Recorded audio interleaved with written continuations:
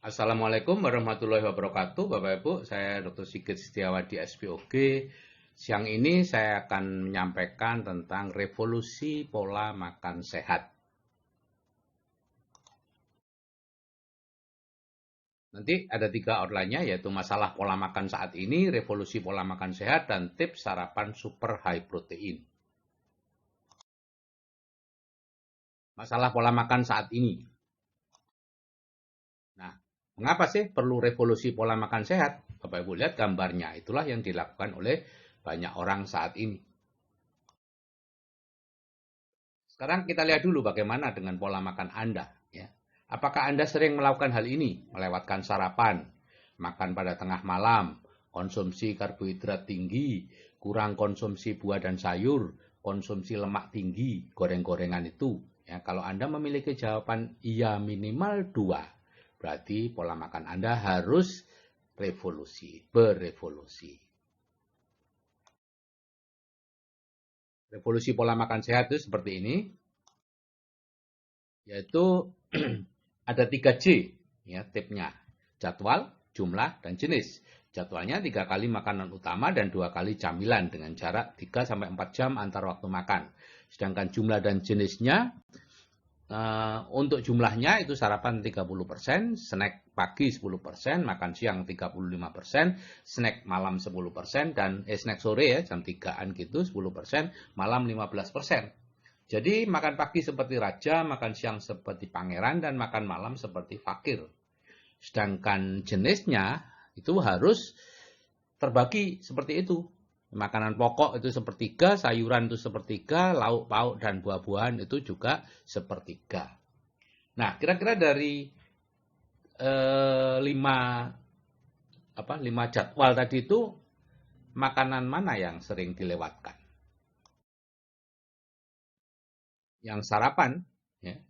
Fakta kebiasaan sarapan. Biasanya sarapan apa? Yang sarapan ini. Nah, tahukah Anda bahwa 44,6% remaja dan anak-anak melewatkan sarapan pagi? Jadi tidak sarapan pagi, akibatnya apa? Mereka kegemukan, sulit berkonsentrasi, mudah lelah dan lemas, menurunkan mood. Pentingnya sarapan itu meningkatkan konsentrasi dan fokus, menjaga energi sepanjang hari, membantu mengontrol berat badan Anda, dan tentunya disiplin waktu tadi itu ya, jadwal. Jenis makanan dalam satu piring itu yang pertama karbohidrat. Ini sumber energi terbaik selain protein dan lemak. Jadi Bapak Ibu perlu memilih karbohidrat yang baik ya, seperti biji-bijian, gandum, nasi merah, jagung ya. Yang itu semua bagus untuk kesehatan kulit, dan Bapak Ibu perlu mengurangi jenis karbohidrat buruk seperti gula, kue, ya, permen dan lain-lain yang malah mengakibatkan kegemukan. Jadi karbohidrat baik itu seperti ini Bapak Ibu ya. Whole grain atau grain yang utuh, biasanya roti bentuknya coklat, warnanya oatmeal ya. Kemudian sayur-sayuran yang berupa itu sayuran hijau, buah gitu ya. Sedangkan karbohidrat yang buruk itu berupa biji-bijian yang sudah diolah seperti apa namanya? Eh, Nasi termasuk juga roti putih ya. Kemudian gula, sereal ya. Soda, candy atau permen, kue, itu semua karbohidrat buruk. Kalau protein, itu membantu pertumbuhan dan perbaikan jaringan tubuh. Pilih sumber protein hewani atau kedelai yang memiliki daya cerna tinggi dan asam amino esensialnya lengkap ya untuk bisa memperoleh manfaat yang optimal dari protein. Jadi berapa kebutuhan protein Anda? Secara umum itu 60 gram protein ya untuk dewasa. Anak-anak 26 gram protein, ibu hamil 76 gram protein.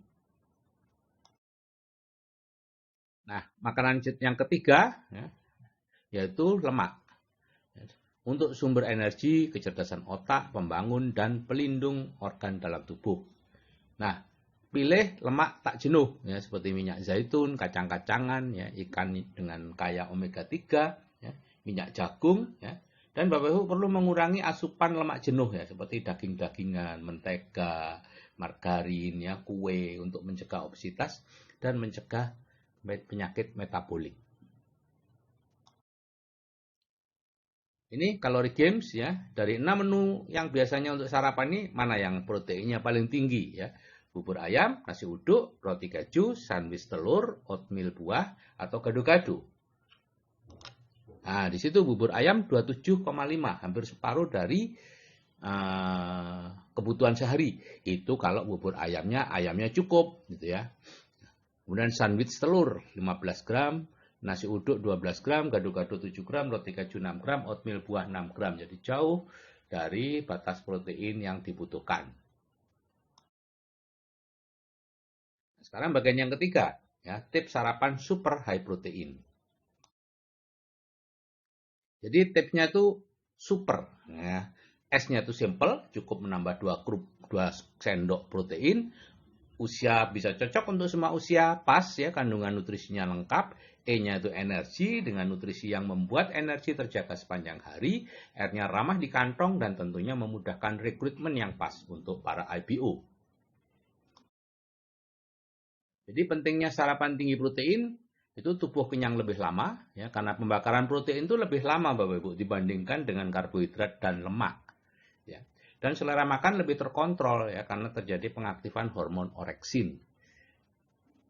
Tentang sarapan, jenis-jenisnya dan lain-lain, Bapak Ibu bisa melihatnya di video super sarapan. Ya. Jadi kebutuhan 26 atau 60 gram protein itu setara dengan 4-10 butir telur ayam atau 2-6 potong sedang daging sapi atau 3,5-7,5 gelas susu. Nah, Nutrilite High Protein bisa membantu memenuhi asupan protein dengan lebih praktis dan rendah kolesterol. Anda bisa, wah saya perlu banyak makan protein dengan daging, tapi di balik protein itu ada lemaknya, ada kolesterolnya. Jadi penting sekali Bapak Ibu memenuhi kebutuhan protein ya, yang diawali dengan sarapan. Nanti Bapak Ibu bisa melihat di super sarapan, untuk sarapan super ya. Jadi analogikan tubuh kita itu seperti sebuah rumah ya, protein itu batu batanya untuk nyusun itu. Jadi kalau Bapak Ibu habis operasi, habis sunat, habis sakit itu sangat membutuhkan protein untuk menyempurnakan kembali rumah yang mungkin ada yang roboh dindingnya, rusak dan lain-lain. Jadi ini ada 4 varian high protein ya, ada yang coklat, ada yang berry, ada yang green tea, dan ada yang all plant ya. Kalau saya sendiri suka coklat ya. Sedangkan mertua saya suka green tea. Dan anak-anak suka berry. Jadi lucu, di meja makan tuh beda-beda warna proteinnya ya. Nah, ada kompetitor ya, banyak kompetitor ya. Ada yang mengandung pemanis buatan, ada yang mengandung BCAA untuk pembentukan otot sehingga kalau yang minum ibu-ibu ya bisa pating prongkol ototnya ya. Kemudian mengandung kedelai dengan BCAA yang rendah 0,9 ya, kita 0,1 anunya PDCAAS-nya ya. Kemudian ada juga yang digembal-gembalkan sebagai protein tapi sebetulnya satu saji mengandung cuma 5 gram protein. Padahal kebutuhan kita 60 gram protein sehari ya. Sehingga kalau menggunakan Nutrilite High Protein itu lengkap dengan 9 asam amino esensial yang tidak bisa diproduksi tubuh ya, berkualitas karena PDCAAS-nya 1 ya, itu protein digestif compare apa gitu ya. Sehingga mudah diserap tubuh. Dan tinggi protein, satu saji itu antara 13 sampai 17 gram protein tanpa perasa, tanpa pemanis dan tanpa pengawet buatan. Ketika saya ke Guangzhou untuk melihat pabrik Nutrilite di sana, dapat info bahwa di Cina ya itu kemasan proteinnya ada yang setengah kilo, tapi ada yang 5 kilogram. Dan yang paling laris Nutrilite-nya adalah protein. Oleh mereka itu dianggap sebagai obat dewa. Saya tidak overklaim Bapak Ibu ya, ini saya hanya menyebutkan anunya mereka gitu ya. Karena logikanya ya masuk akal. Kenapa? Karena semua penyakit itu pada akhirnya adalah menghancurkan tubuh kita. Apapun penyakitnya, itu pada akhirnya akan timbul kerusakan-kerusakan dari sel-sel kita.